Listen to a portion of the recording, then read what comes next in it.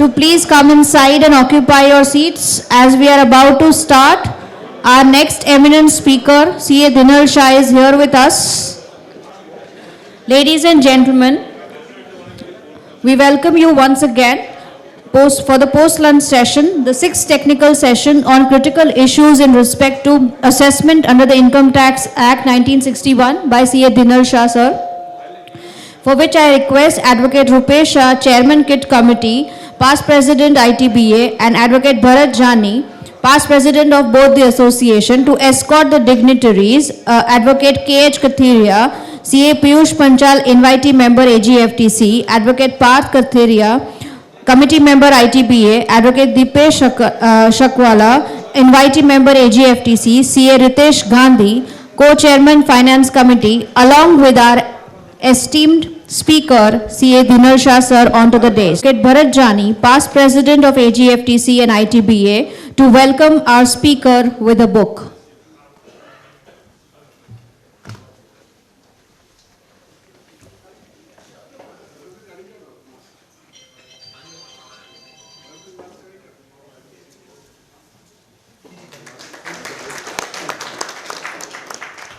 I also request Advocate Rupesh Shah, Chairman KIT Committee and past President ITBA, to present CA Dinal Shah, sir, with a memento.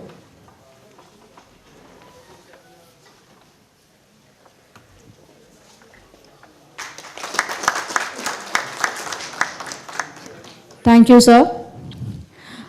I now take this privilege to introduce and then invite our eminent speaker for today's session. Honorable CA Dinal Shah, sir, is a successful chartered accountant and has more than 25 years of experience in advising clients on taxation, exchange control, and regulatory issues. He is the partner at Ernst & Young, one of the leading tax and corporate firms in the whole world. He is an executive committee member of International Fiscal Association and the secretary of ITAT Bar Association. He was a Central Council member of ICAI and was chairman of Direct Tax Committee of GCCI. He has also addressed and presented papers at various seminars and conferences on international taxation, non-resident taxation, transfer pricing, domestic taxation, accounting standards, insolvency and bankruptcy code and evaluation standards, etc. He is a regular contributor to articles at the Institute and other professional journals. Please welcome, with a huge round of applause, Honorable CA Dinal Shah, sir. Sir, I request you for your address.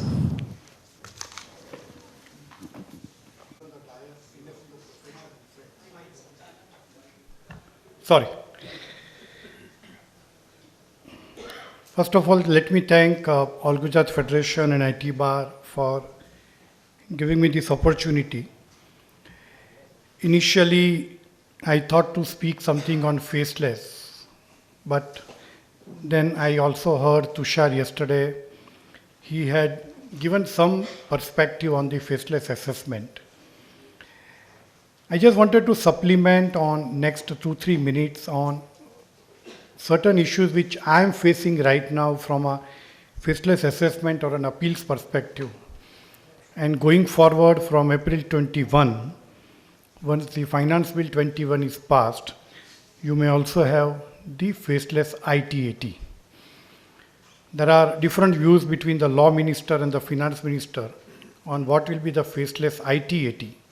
But let's see ultimately what happens. For the first time, at least in my professional practice, the department has filed a caveat before the High Court for the potential writ, if any, being filed by ITAT Bar Association. And therefore, they have actually filed a caveat before High Court and has been served formally on the ITAT Bar 2 days back. So, something in offing after the budget is passed, after the ITAT appeals are being, the schemes is notified, and let's see how it goes from the scheme perspective. But there is a fundamental question between powers of the law ministry versus power of the finance ministry.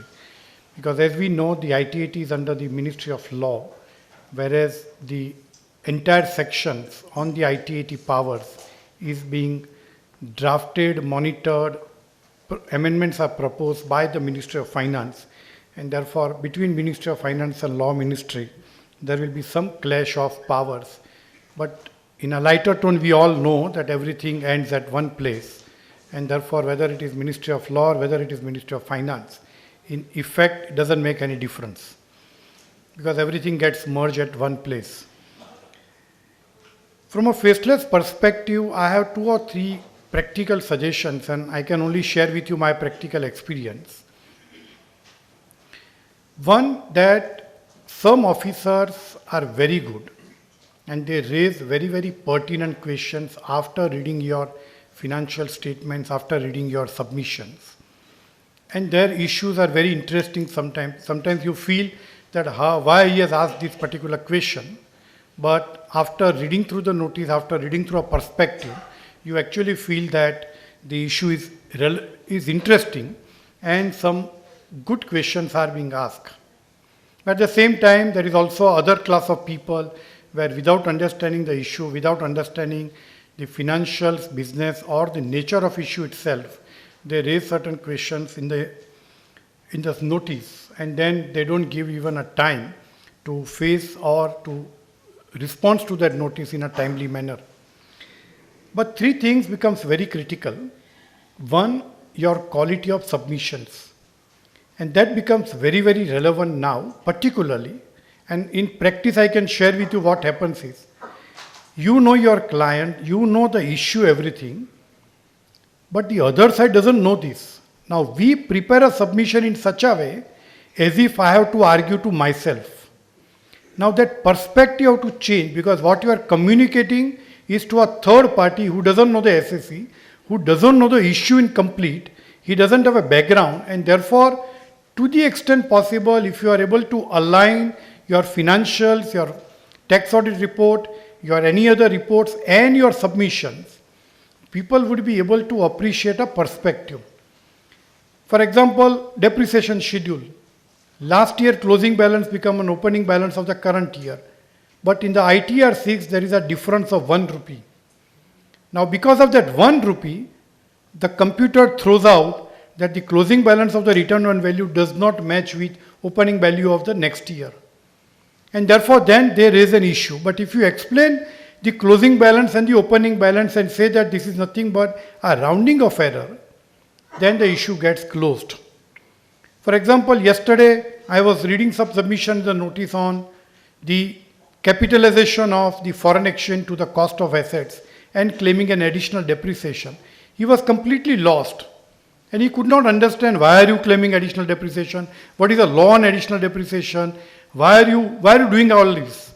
And then when you explain with tables, with figures and reconciliation, I think the other person would be easy to understand from him. And therefore, the most important is that how do you communicate to the other person in a more lucid, more straightforward and more correlation of data between different documents that will actually help the other person to understand.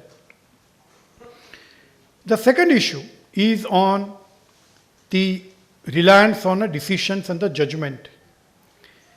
Now, I have learned when I started practice in 91 that you should not refer judgments of Tribunal High Court unless the issue is straightway crystal clear that whether it is X or Y.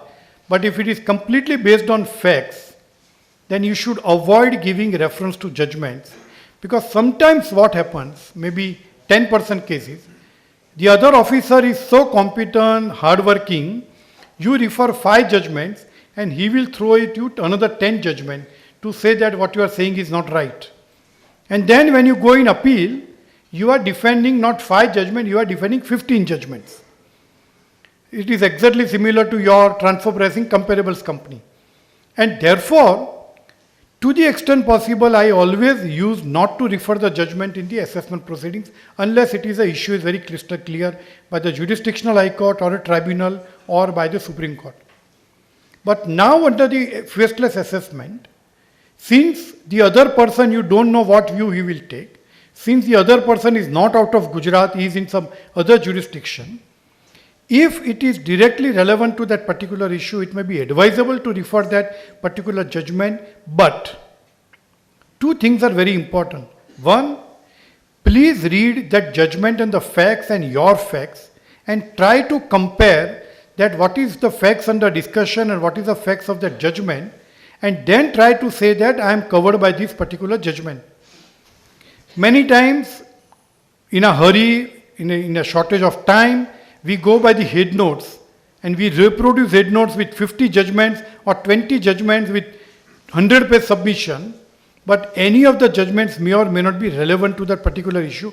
Neither officer has the patience to read that judgment, and he doesn't know, and he will only make a simple statement of fact that the facts are different than the facts under consideration. And then you go and litigate at the CIT appeal, and then they do next level. And therefore, if you want to refer certain judgments, please refer after due care, after comparing the facts. Sometimes, if you only go by head notes, only go by few paras. For example, recently, before 5 days, the Supreme Court delivered a landmark judgment on the software. I will deal with that particular issue. But if you read the facts, para 4 of the judgment, it is only covering 4 particular situations. It is not a sacrosanct that TDS is not required to be deducted on a software. It is only applicable to those 4 situations which are given in para 4 of the judgment. And therefore, you will have to restrict yourself to the facts of that particular issue and the judgment of the higher court, and then refer that particular judgment to an issue.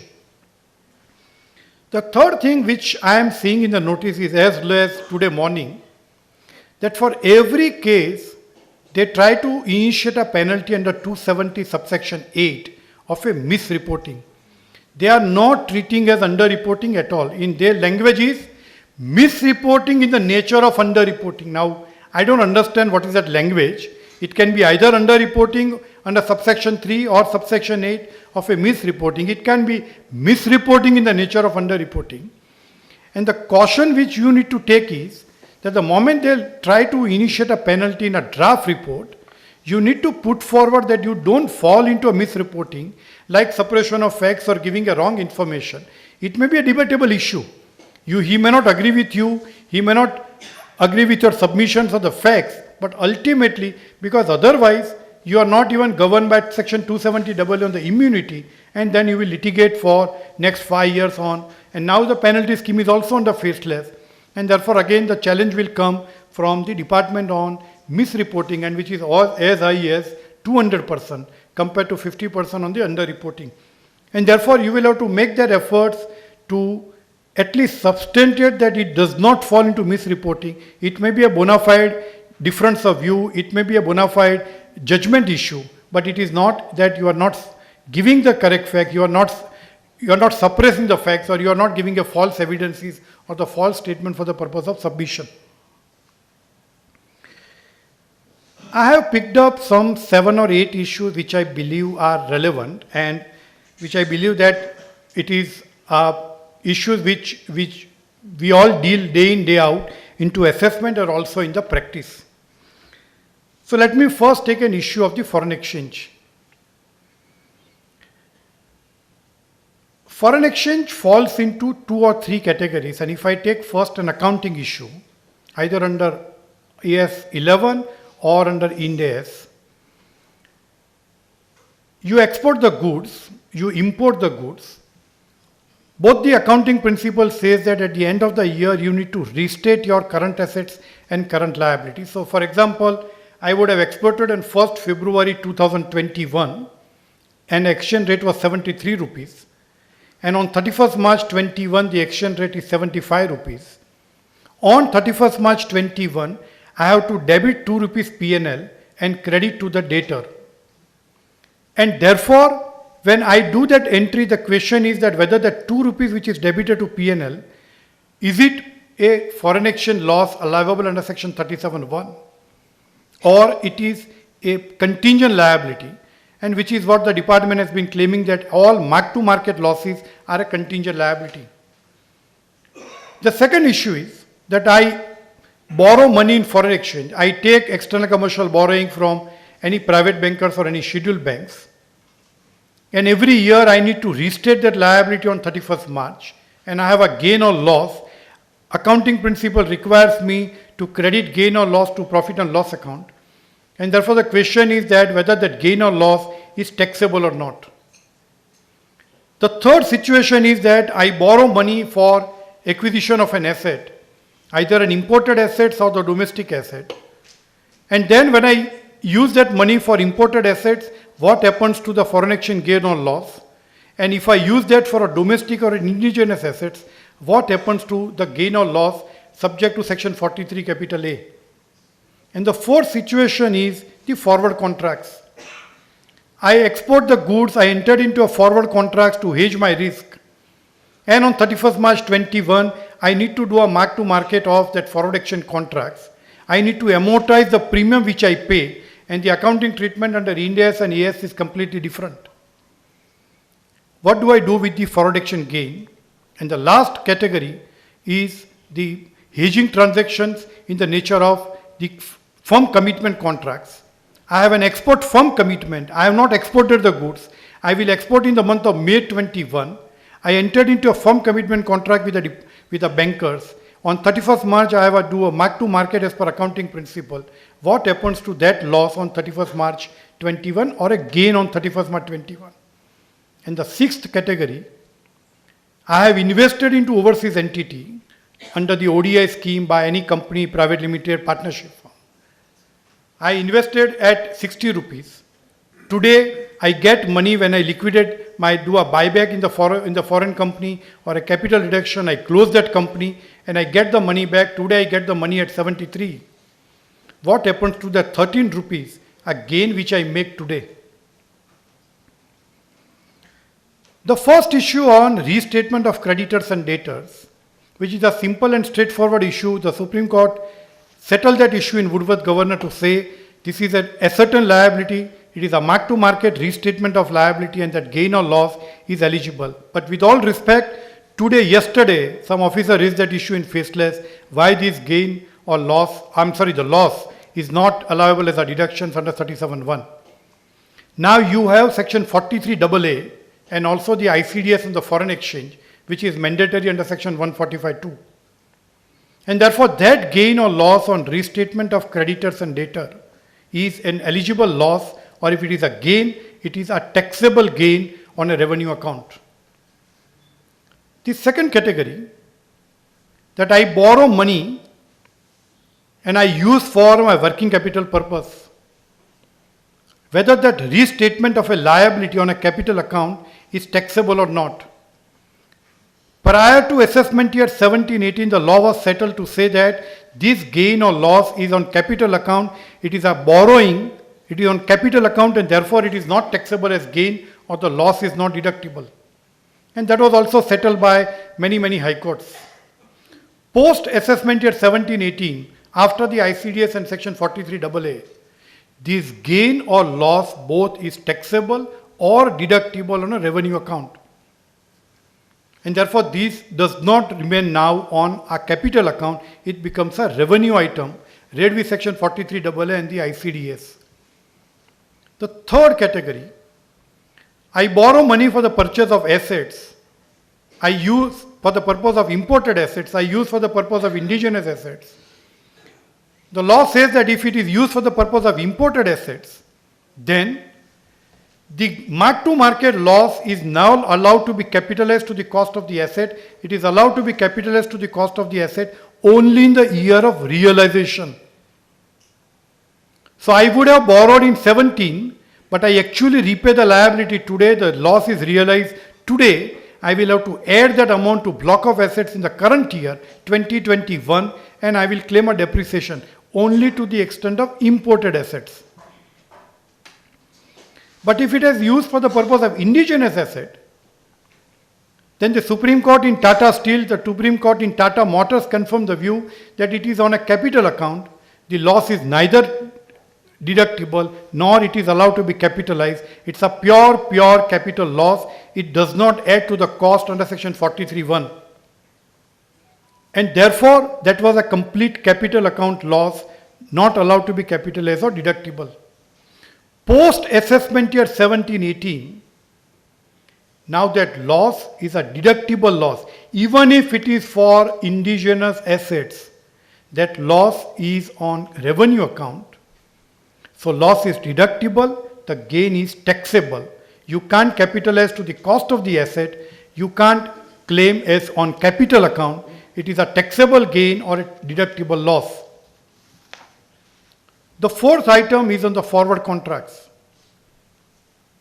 Again, the ICDS on 43AA read with ICDS para 5 says that all such loss is on hedging account, mark-to-market gain is taxable, mark-to-market loss is deductible. Provided it is an underlying contract, you have already made an exports. The fifth category is a firm commitment. The firm commitment contracts are where I have actually not done the exports. I am going to make an exports in the month of May 21. The ICDS says, the law says that this mark-to-market gain or loss is deductible or taxable in the year of realization and not on mark-to-market basis. So to that an extent, for accounting purpose, I will have to debit P&L or credit P&L. But for the tax purpose, I will have to offer the tax or claim deduction only in the year of realization, which is next year of 21-22 financial year. And the last item is on the non-monetary items on investments. I would have invested at 55, 60 rupees in overseas country. Today I am getting at 75. It was a settled law by Supreme Court to say that that is 15 is on capital account. It's a non-monetary item, not taxable as gain, not deductible as a loss. Post-assessment year 17-18, this gain is taxable. If you read section 43AA, subsection 2, clause 1, it says monetary items and non-monetary items. And what is non-monetary items is defined in ICDS. And therefore, all such gains or loss, even on capital account, will now become deductible or a taxable gain.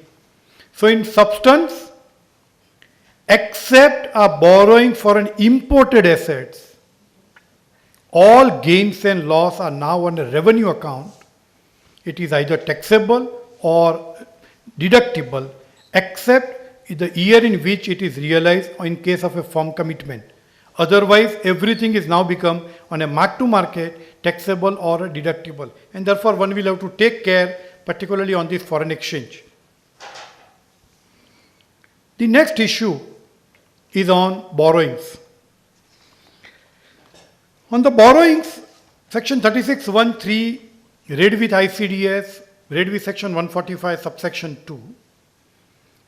The law is reasonably settled on borrowing cost, but because of the Supreme Court judgment in Core Healthcare, the substantial dilution was made to the borrowing cost provisions.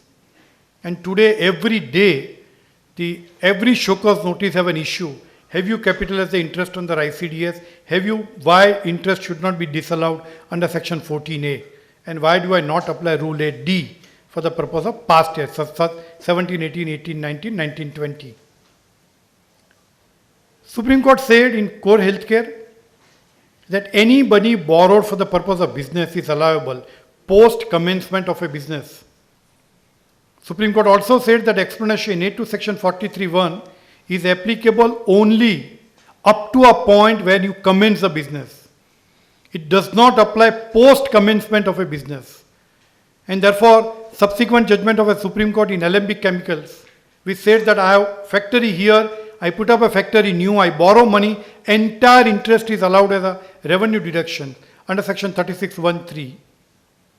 But after the Core Healthcare judgment from assessment year 4-5, a proviso was inserted to say that if you use money for the purpose of expansion of a business, then to that an extent you need to capitalize the interest. But if it is normal purchase of a plant and machinery, normal purchase of an asset, normal purchase of a vehicles, it is all on revenue account. It is not in connection with expansion of a business. And normally all of us know what department does. If you have a capital work in progress, he will do opening balance, closing balance, averaging out, apply the interest rate and disallow. Now which is completely wrong. It is now also settled by all tribunals and high courts that this is not relevant unless it is an expansion of a business. But after the ICDS from assessment year 17-18, the word expansion of business is also deleted in the proviso to section 36(1)(3). Now, if I borrow money specific to a particular asset. So let's take an example. I go and buy a Maruti car and I borrow from State Bank of India. The money is released today, but I get the possession of the car after 5 days. Technically, I need to capitalize 5 days interest to the cost of the vehicle. This is exactly what 3613 read with ICDS provides. But if it is not a direct interest or a direct borrowing, if it is a normal working capital or book debt interest, then similar to Rule 8D, there is a formula of opening balance of assets, closing balance of assets, that is eligible assets of the 31st March, doing averaging and apply the average rate of interest. And then allocate that interest to different class of assets like building, machinery, vehicle, furniture. But there is one caveat. The law says that if the asset has taken a time, is expected to take a time more than 12 months, then only you need to capitalize the interest. So same example of a vehicle, instead of borrowing directly from State Bank of India, if I use working capital funds for the purpose of buying a vehicle, I am not required to capitalize the interest, because I fall into a second category of the capitalization of interest. The car has not taken more than 12 months time to get it operational or put to use, and therefore I am not required to capitalize the interest on a car. But if I borrow specifically, then I will require to capitalize the interest. I don't get that 12 months of window for the purpose of capitalization of an interest. And this is one issue where department is pushing hard on the capitalization of an interest under section 3613. The next issue is on tax refunds.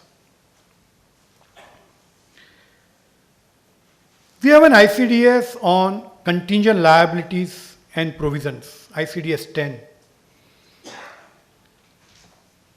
The law says that if you make a provision for a reasonable certainty on a scientific basis, then that provision is allowed as a deduction, similar to a gratuity liability, superannuation fund, provident fund liability, leave encashment, but this is all subject to 43B. Or a classic example is a warranty provision covered by Supreme Court judgment in Rotok Control. But when it comes to a contingent asset, it says virtual certainty. And there is a distinction between a reasonable certainty and a virtual certainty from an accounting perspective. Reasonable certainty means I expect that reasonably this claim will be settled in my favor.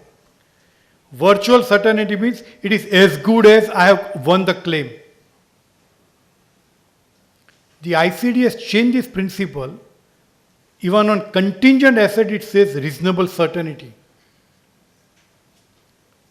I was reading a judgment of a Polyflex India Private Limited of Supreme Court.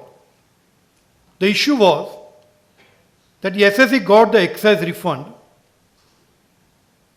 The question was that whether that excise refund is taxable under 41(1), though the department has disputed the granting of refund of the excise before the Supreme Court, and the matter is separately pending in the Supreme Court whether I should be eligible to get a refund or not.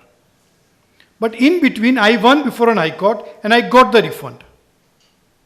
The question is whether it is taxable, or tomorrow if the Supreme Court reverses the judgment on the excise, I will have to refund that amount with interest.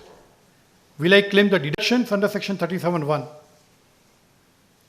The Supreme Court said in Polyflex that section 41(1) says, has obtained any benefit during the year. Have I received an amount of refund to my bank account? The answer is yes. Tomorrow if the Supreme Court decides otherwise on my main matter, I may have to refund that money, but in that year, department will have to grant me a deduction because I have already paid tax today. But I can't go and argue with the department to say that the main matter is pending before Supreme Court and therefore I will not offer this for taxation. Now why I am raising this issue, that I have seen many audit reports and the balance sheets where people receive certain amount a tax refund from either GST refund or a service tax refund or an excise refund or a VAT refund, but the issue is under debate or litigation, and therefore they don't offer for taxation. You have a tax audit para in para 13 and 14, which says that any amount which is not credited to profit and loss account, it will also fall that amount into that para. And therefore one will have to take care, particularly when you sign an audit report or when you do not offer this income for taxation, if you have already received the refund. And this principle is exactly now confirmed by ICDS to say the moment you have received the amount, you will have to offer for taxation, you may claim deduction in the subsequent year. And therefore all these tax refunds will become, and we know that particularly for income tax refund, it is issued on 29th March, it is adjusted against earlier demand, and whenever you go for an assessment, they will say, why did you not offer interest under 244A? Now technically, I will have to offer interest under 244A. Tomorrow if the refund is withdrawn, I may have to repay that with 234D. But that's a subsequent action. As a first step, I will have to offer that amount for taxation for the purpose in the year in which I have received the refund. And therefore this amount, both from an auditing perspective and from a tax perspective, one will have to take appropriate care. The next is section 56.7b and 56.10. It is a topic by itself. I don't want to go into that topic in detail, but I only wanted to highlight 2 or 3 issues which I am facing in, day out.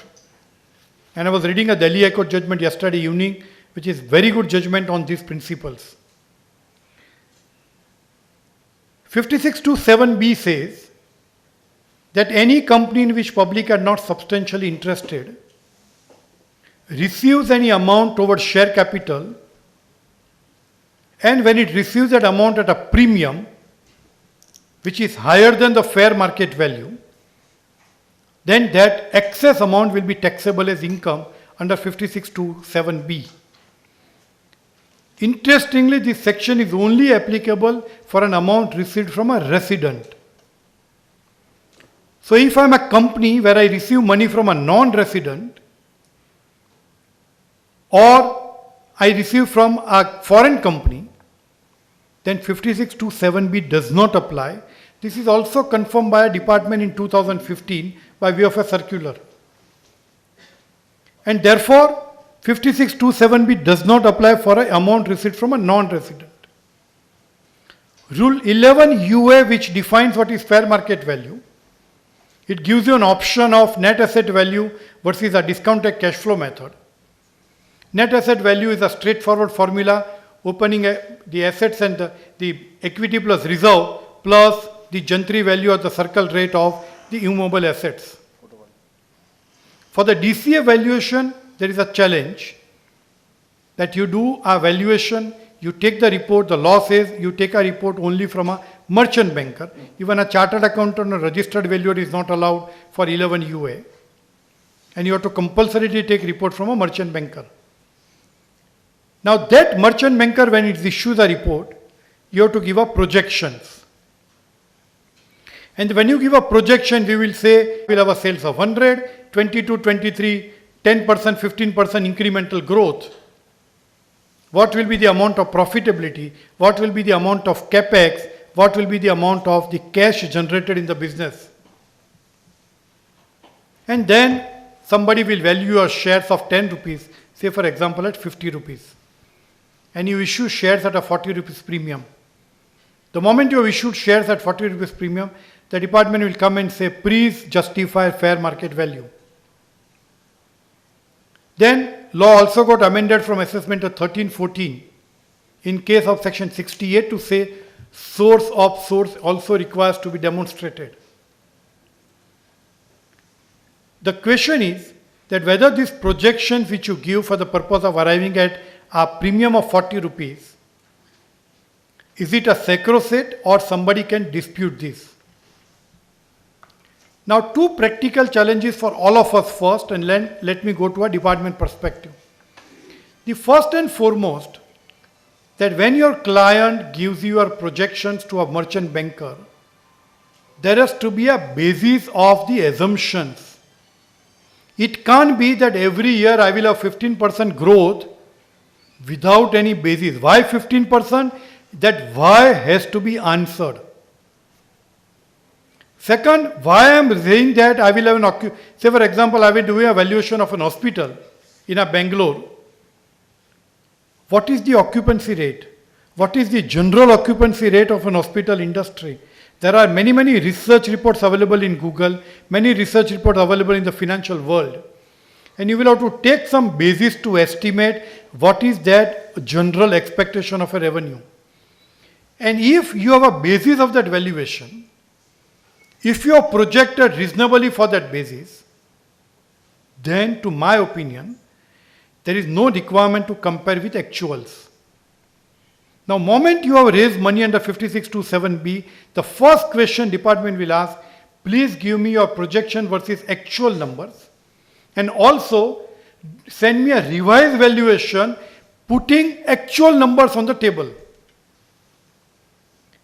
Now, if I have done exceptionally good, maybe my valuation would become 80 rupees, I don't have an issue. But if I have not done good in a business, if I go by actual numbers, my valuation number will come down to 30 rupees.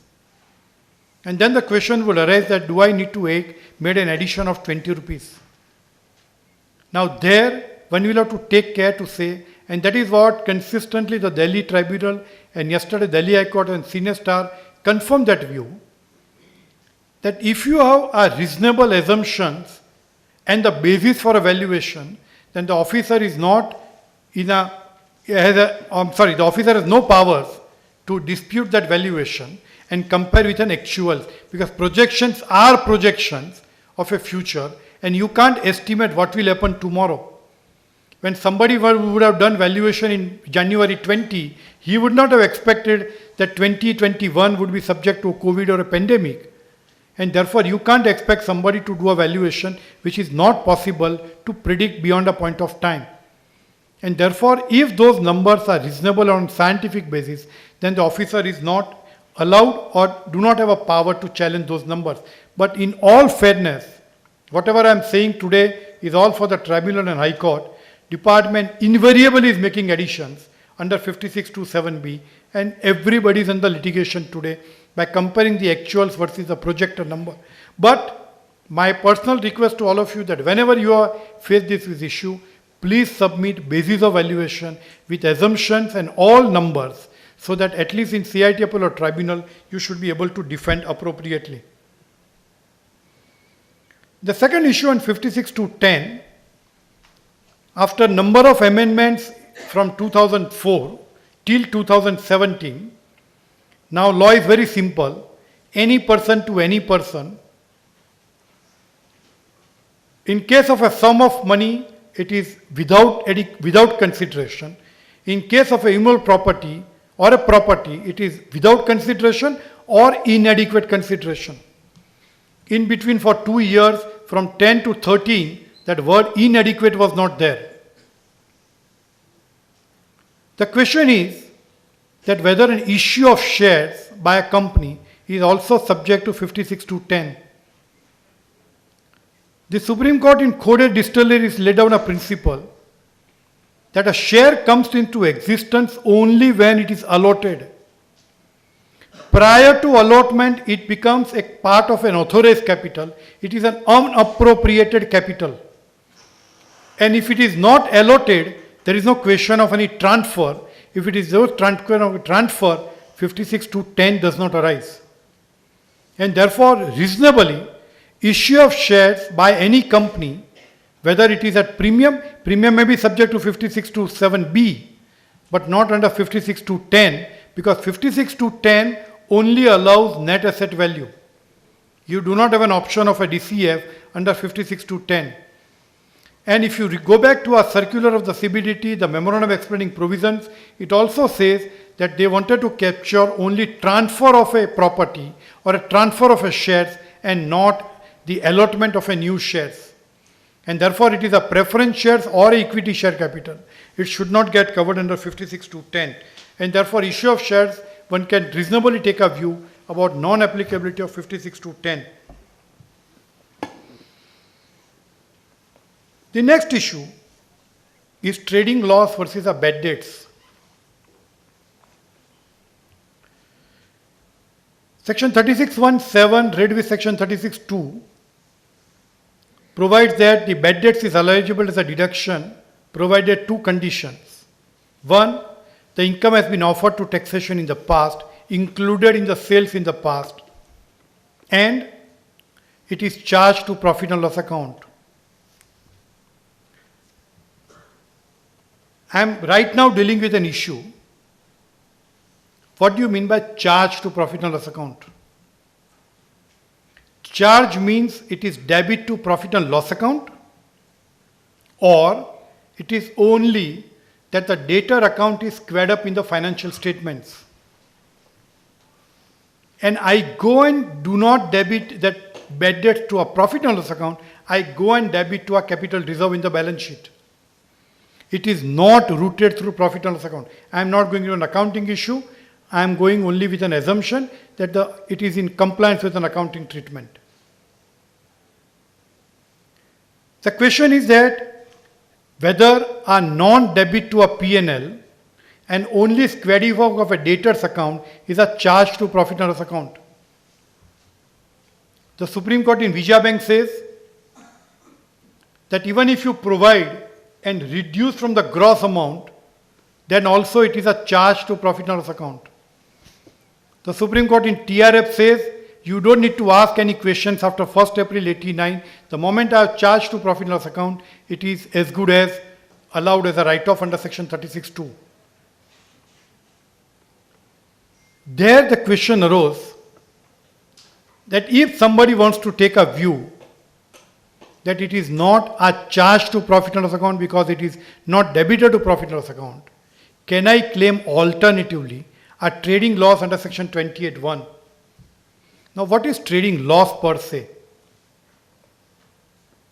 I do a business, I incur substantial expenditure on different nature of items, I incur a loss. There may not be every section to cover every situation under the law. Say for example, somebody confiscated or somebody did a theft from my office of 1 lakh of rupee.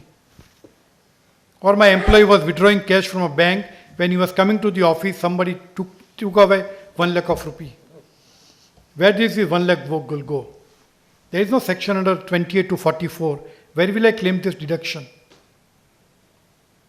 Supreme Court said way back in 55 ITR and 62 ITR of Nainital Bank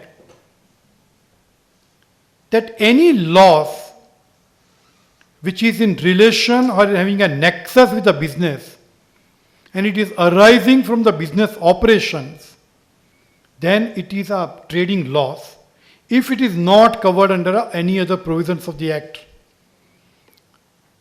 And therefore the question was that whether these bad debts, which technically one may argue that it is not charged to profit and loss account, can I go and claim as a trading loss under 28(1)?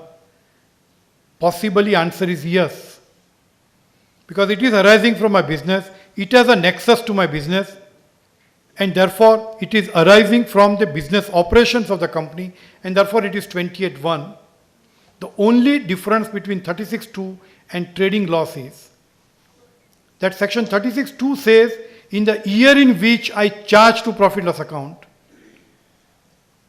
Trading loss says in the year in which I discover that loss. Now that's a distinction. If I discover this theft in year 1, then I should have charged to profit loss account and claim in year 1. I can't claim and go in year 2 or year 3. So the year in which I can claim this deduction could be an issue, but otherwise legally I would believe that alternatively I can go and claim as trading loss. And why I am raising this? Again, a classic example yesterday I am facing in a faceless. I am a research company. I have an outstanding service tax receivable from the department. I tried to get a set-off, but I did not get a set-off. Finally, after 5 years, I decided to charge off to P&L account. The officer is saying under faceless, please prove from a service tax department and get me a certificate that they have not issued a refund of this amount. I have given the service tax return, which shows that last year I was having a balance of 75 lakhs, current year my balance is 0. I also conveyed that now after 1st July I am into GST, I have not taken a transitory benefits, my GST, whatever accumulated service tax credit has all gone. But he is still insisting till yesterday evening, please produce certificate from a tax department. I also said that there is no provision in the law to give me a certificate that I have not received a refund. And in future, if I get a refund, I will offer under 41(1). But still, they are not giving this deduction on the ground of this argument. The other interesting issue.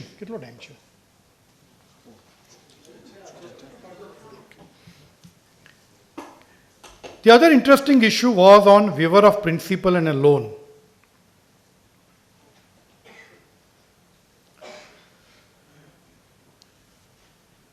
I borrow money from a bank. I borrow money under an unsecured loan from a personal sources. For any reason, I fail to repay to the bank. I do a restructuring scheme. I go under insolvency bankruptcy scheme of NCLT.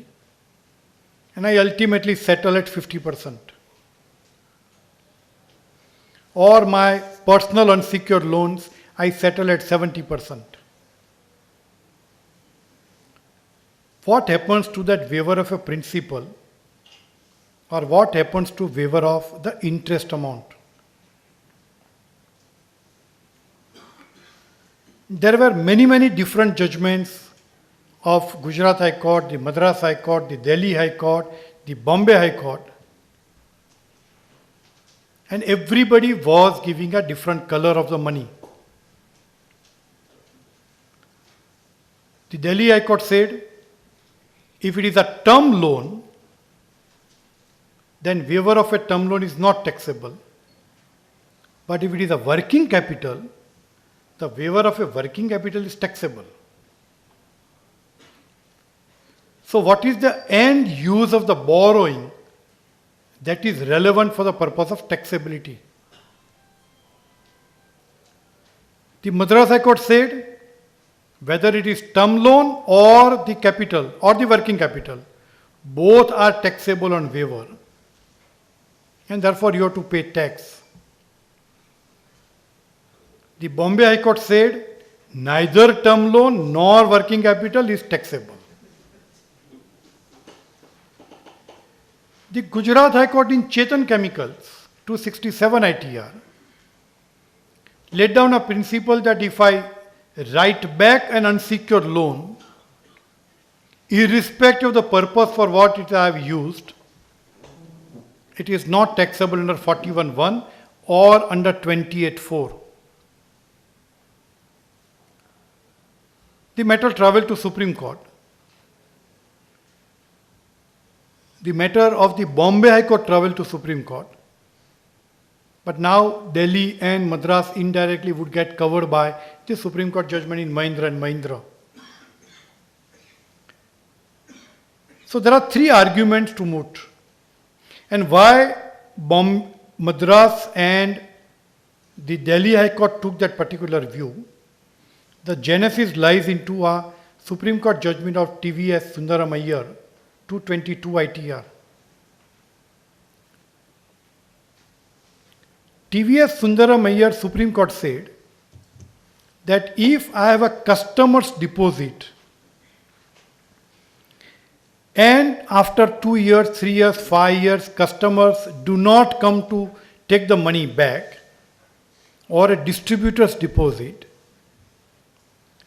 and if I write back that customer or a distributor's deposit to profit and loss account, the argument of the SSC was 41(1) says, unless I have claimed deduction in the past, it is not taxable in the next year. The Supreme Court said no. The customer deposits and the distributor's deposits are in the nature of a trading liability, because you had taken this money from the course of your business operations And therefore, write back of the distributor deposit or a customer's deposit is a taxable amount for the purpose of section 28.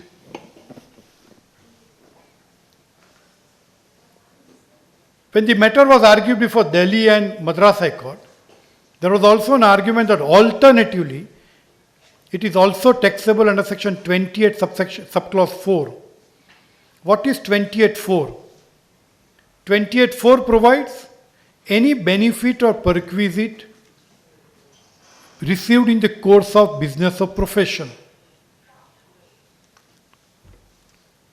All high courts are on the same view, including Supreme Court in Mahindra, to say sum of any benefit or perquisite would mean any amount of benefit in kind, not in the form of cash or money.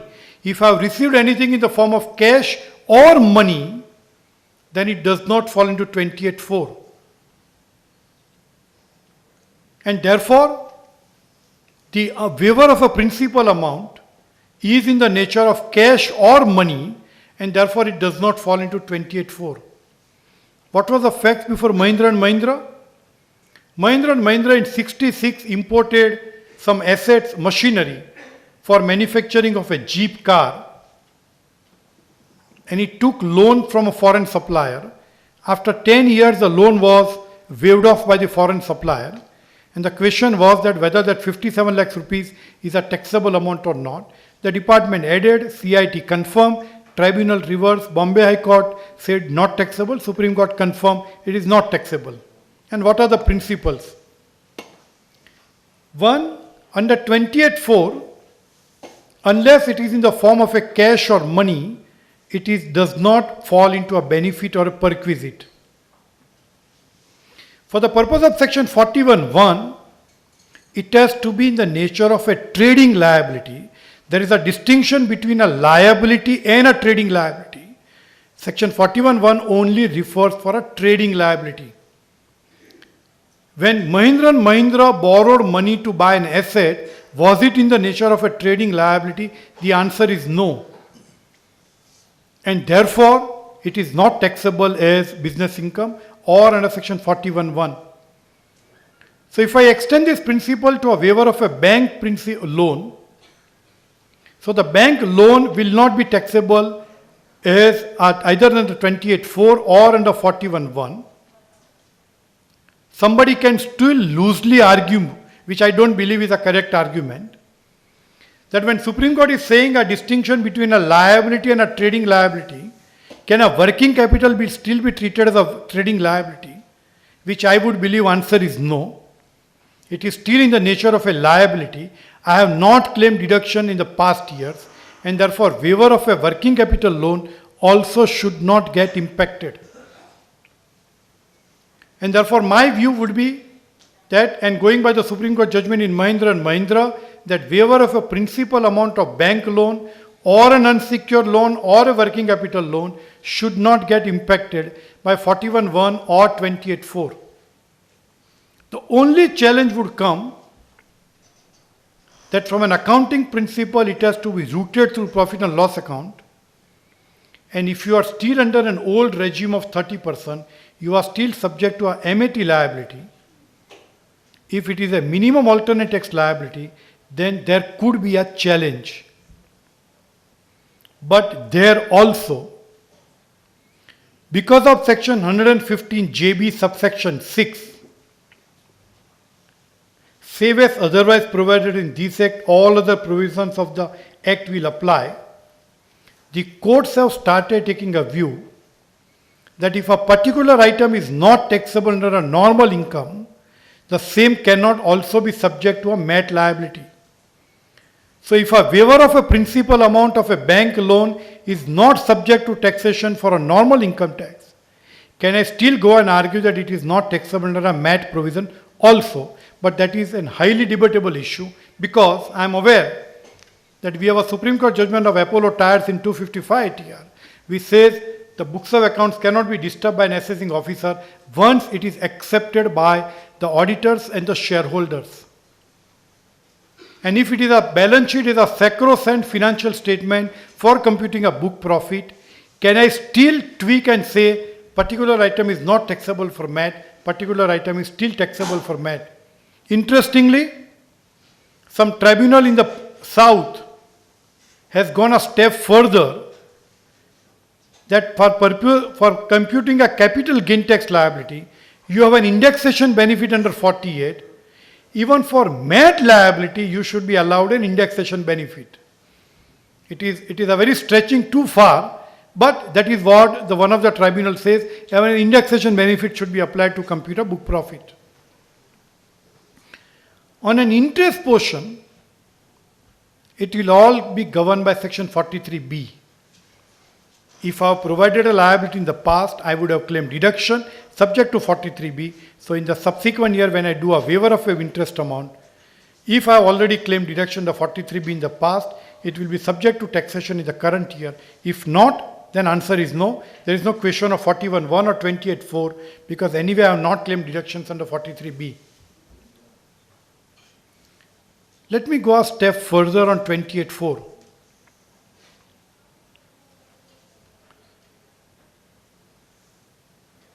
An interesting judgment of a Madras High Court in Boeing. Today in the market, all distributors, all marketing people gets incentives in the form of a kind.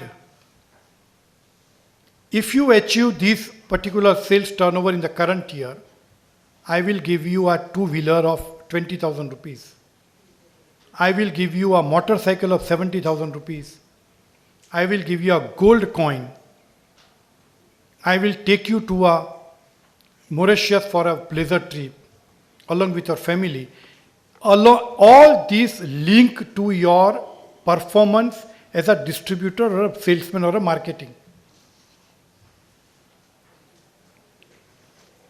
What happens to those gifts which I received in kind?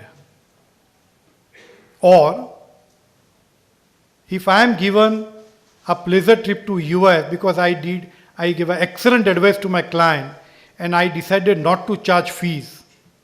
And therefore in lieu of that, he allows me to go to US and spend 10 lakhs. What will happen to that? This is all benefit or perquisite in the course of business or profession. This is all taxable. So if I have received a gold coin, technically I should credit profit and loss account and I should debit gold coin in my balance sheet. If I receive a two-wheeler or a four-wheeler or any other article in the performance of my distributor or a salesman, then I have to offer this for income tax.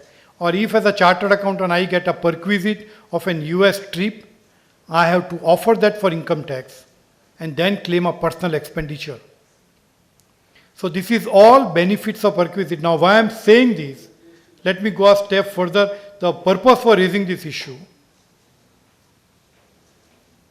I have seen in Bombay that whenever a large FMCG company and pharma company debits expenditure on sales and distribution, they ask for the people of distributors and salesmen name with their PAN number. And department has started issuing notices to those. I am not on that medical expenses of the doctors. I am not on that issue. Simple performance-based incentives. And distributors have started getting notices across the India that have you offered this for taxation because I am claiming a deduction in case of an FM come. Do I need to deduct TDS under 194BB? As company? Again, answer is no. 194BB only covers lottery. And lottery means it's a pure game of a chance. This is not chance. I have performed and therefore I have got this incentive. If you go and play a house in a Rajpath club, yes, it is a game of chance. And therefore there 194BB will apply. But not in the articles which you receive in the performance of your duty as professional or as distributor or anybody else. And therefore this is not subject to a TDS under section 194 capital BB as a lottery, unlike the Rajpath Club situation.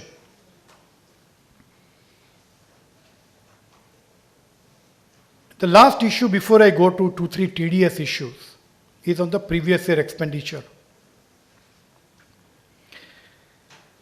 What I find many times when I see a statement of income or a profit and loss account, people go by a dates of the transaction. I'm sorry, not even a date of a transaction, date of an invoice, for the purpose of treating this as a previous year expenditure. What is previous year expenditure? You have an accounting principle to say any error or omission is a prior period expenditure. Have I committed an error? Have I committed a mistake in not recording that particular expenditure? Then answer is yes, it is a pure previous year expenditure. But if there was a dispute between the two parties and it gets settled after 2 years, it is not a previous year expenditure, even it was because the liability to pay crystallized only after 2 years when the dispute got resolved. And therefore, Saurabh Bhai would have said about the Excel Industries judgment on the income principles. And the same Excel Industries applies here. What is accrued? Both right to pay and right to receive. So unless I have a right to receive and you have a right to pay, liability is not accrued. And if a liability is not accrued, it is not a certain expenditure. And if it is not an accrued expenditure, it is not in the nature of a previous year expenditure, and therefore one has to take care as far as the previous year expenditure is concerned. But even if it is a previous year expenditure, then coincidentally the Gujarat High Court in Adani Enterprise does take a view that if the rate of taxation is same over a period of time, there is no advantage of a revenue loss, and therefore you should be granted a deduction even in the subsequent year when there was a previous year expenditure. On the TDS, on the software and the recent Supreme Court judgment, so let me just explain broadly the principles. Softwares are normally of 2 or 3 kinds. One, what we normally say off the shelf or a standard software. You go and buy Tally, you go and buy Microsoft 2008 editions, you go and buy some other Oracle licenses. These are all standard software. But in every software, there is an agreement, which is called end user license agreement. Along with that agreement, there is a provision that you are only given a license to use. And there is no transfer of an ownership. The question is that when I buy that software, do I need to deduct a TDS? The department, if you read section 916 on royalty, the first line, any payment for user right to use for any intangible assets, including granting of a license. Now that word granting of a license, department says the software supplier has given you a license to use, it is nothing but a royalty. And then the department inserted explanation 5 with retrospective effect from April 76 to say all payment towards software is a royalty. So as far as domestic tax is concerned, the dispute is closed. All software payments are in the nature of royalty. Then department also issued a notification on 13th June 2012, effective from 1st July 2012, to say that to avoid cascading effect of TDS under 194J, if a first person has already deducted a TDS, the subsequent people doesn't have to deduct TDS.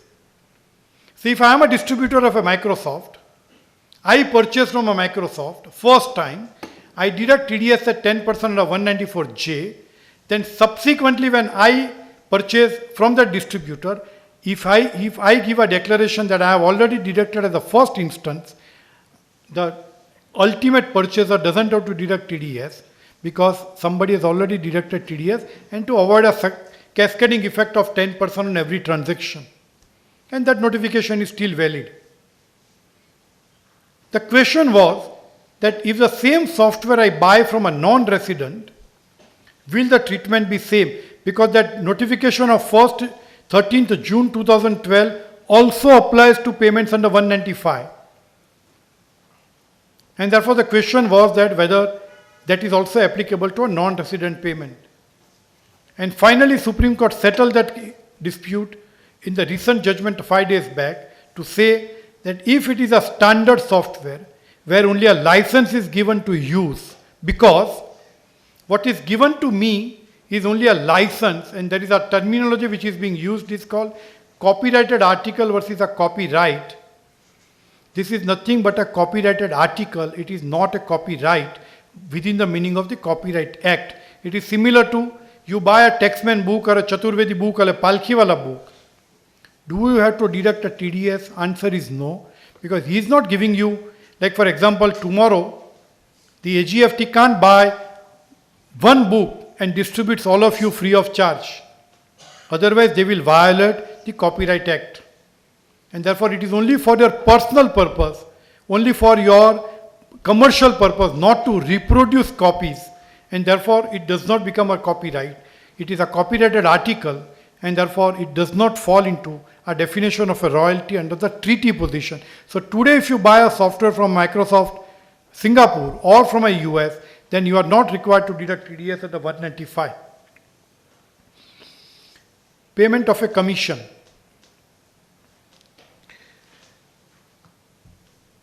There are huge disputes going on as far as the payment of exports commission is concerned. Law is reasonably settled, but department is not settled. Department has to have disallowed this amount on some ground or the other ground. Now why I raise this issue? For two interesting points. In every notice, they will ask you two things. One, the commission has accrued in India and therefore you should have deducted TDS under 195 for an exports commission. And then they refer two judgments of the authority for advance ruling. And the second argument is that please submit agreement, please submit proof of evidences about the genuineness of the payment.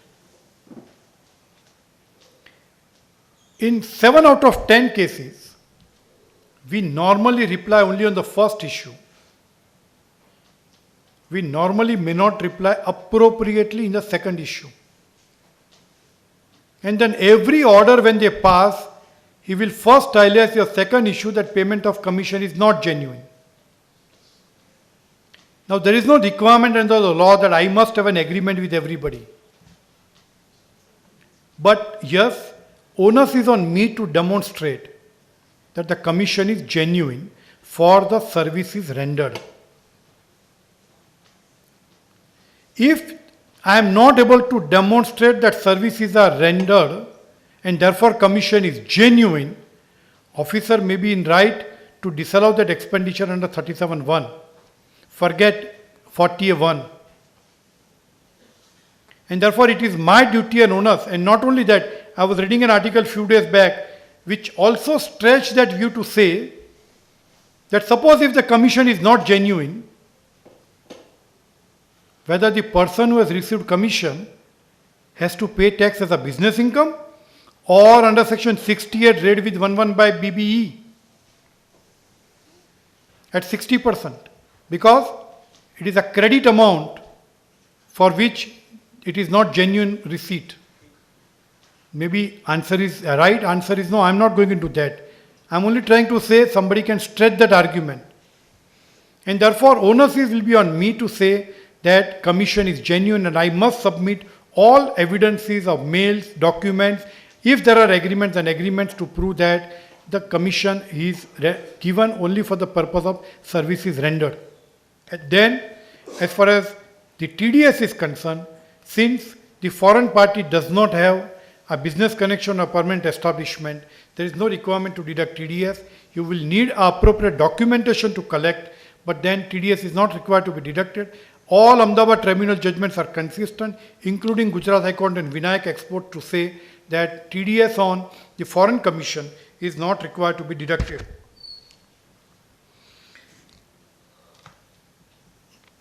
The next issue is on the property transactions from a non-resident. If I go and buy a property from a non-resident, in 8 out of 10 cases I have seen that all non-residents declare themselves as a resident, and then the payer deducts TDS under 194 IA. While filing his return, he will still file as a non-resident. But in the agreement for sale or a sale deed, he discloses himself as a resident. Now, from a payer perspective, I would believe that if he has misrepresented, I may not be at fault. I have deducted a TDS under 194I. As far as my obligations under TDS are concerned, I have a bona fide belief to say. But otherwise, normally these transactions are also subject to our TDS provisions. Ideally, one should go and take a certificate under 197(1) from a department to say on what amount TDS is required to be deducted. Or you have an obligation to deduct TDS on the gross amount. Now that will be extremely unfair, because in a property transaction, the property is worth 1 crore, you go and buy 22% on 1 crore, may not be that tax on the capital gain, and therefore there's somebody else will have to go and take a refund. And therefore, ideally one should get a certificate from a department of 197(1) to get a lower TDS certificate. Next issue is on the all India's adjustments. Right now, under the assessments, unfortunately, or fair value measurements which are credited or debited to profit and loss account, the officer is not able to appreciate and understand, and therefore he raises issue on all India's adjustment about that whether this amount is taxable or not taxable, or even that fair value measurement amount is required to be calculated for the purpose of 36(1)(3) or for the purpose of Rule 8D under 14A, for the purpose of disallowance of an interest or disallowance of any other item for an India's adjustments. And therefore one will have to, legally it is not taxable, legally it is not deductible. Fair value is all about, it's not a part of a real income principles, and therefore it is not required to be subject to a disallowance, but one will have to take care and explain appropriately about this item. The last two items is on section 271 AAD penalty.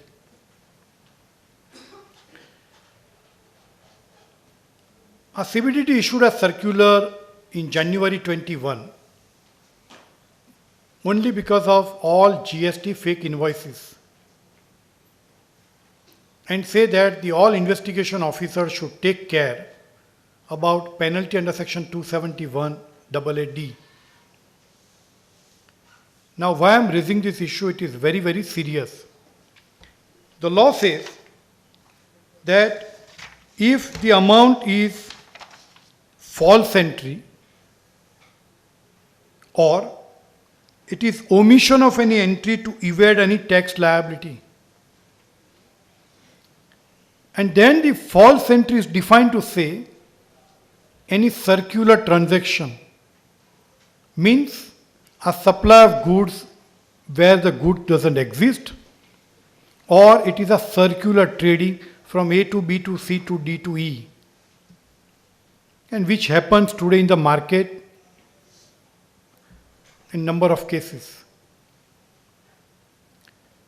It may not be an actually revenue loss.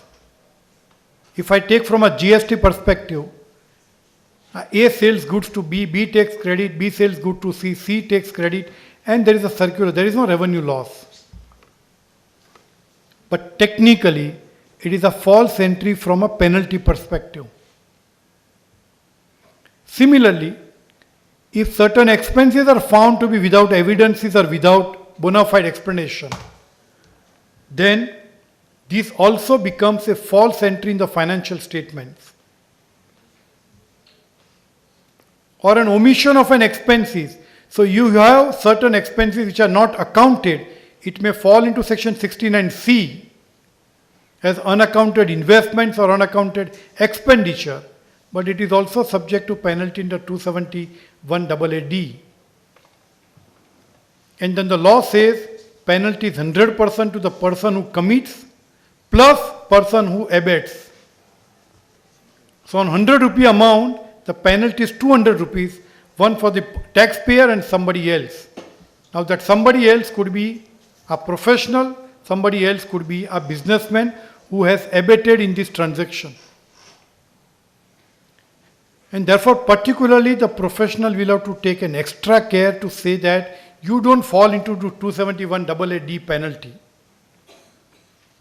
Because many times, without evidence is a very, very subjective argument. I may have debited an expense, but I may not have 5 documents to demonstrate, though it is genuine, though it is actually the services are rendered, but somebody can come and say that no, it is not genuine.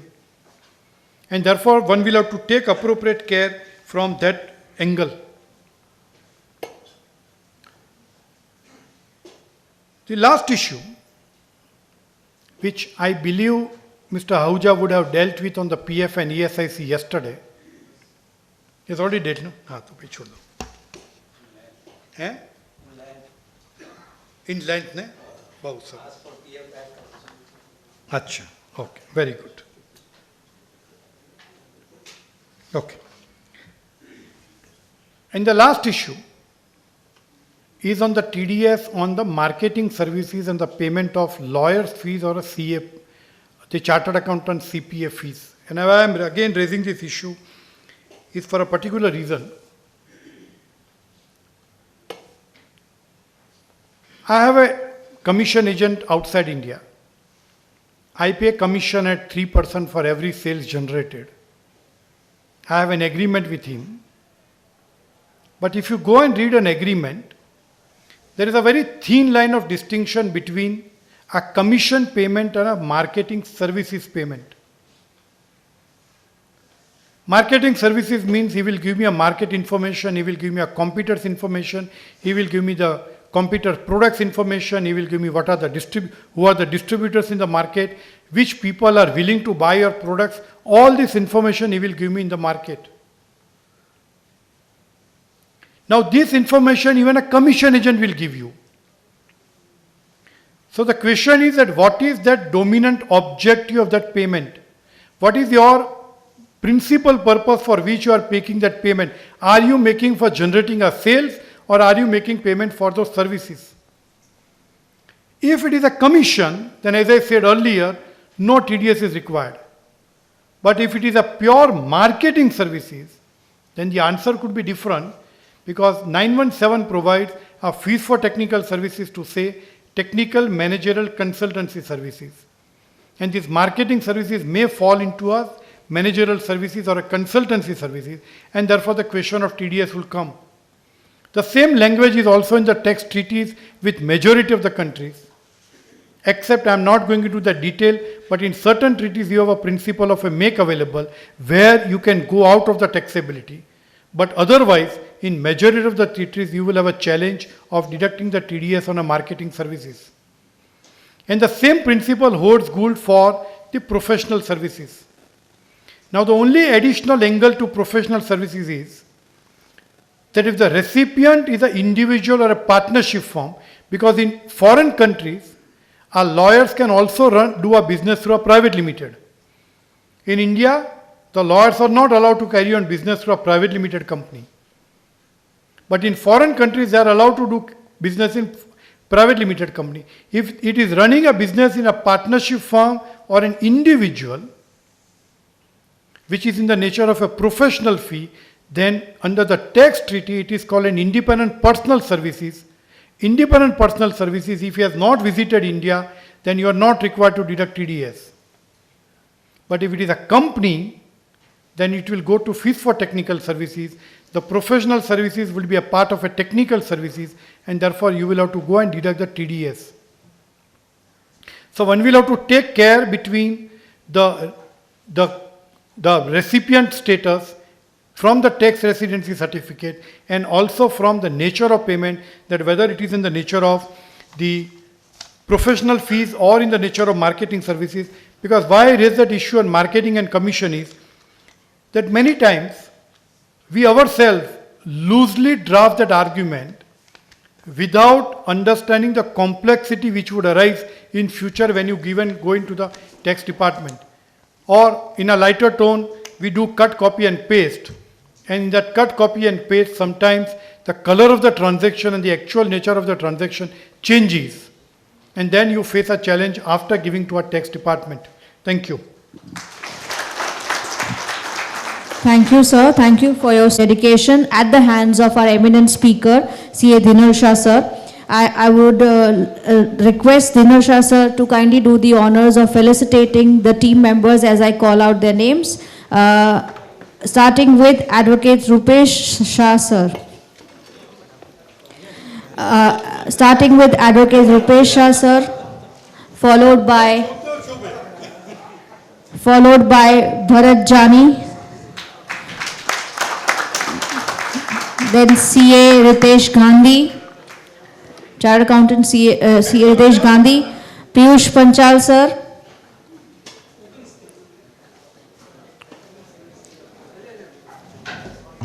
Advocate Dipesh Shakwala,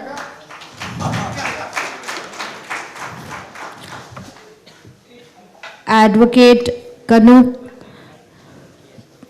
K.H. Kathiria, Advocate K.H. Kathiria, please give them a huge round of applause. Advocate Parth Kathiria,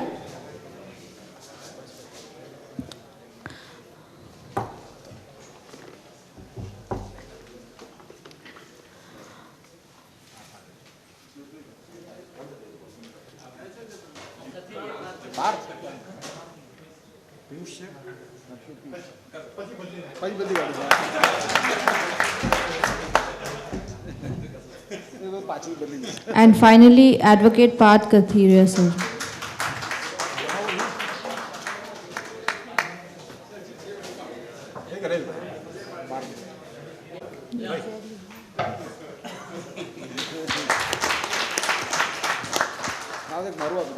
Thank you, sir. I would request the dignitaries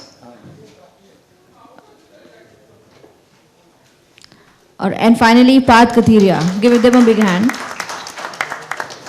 Our technical session.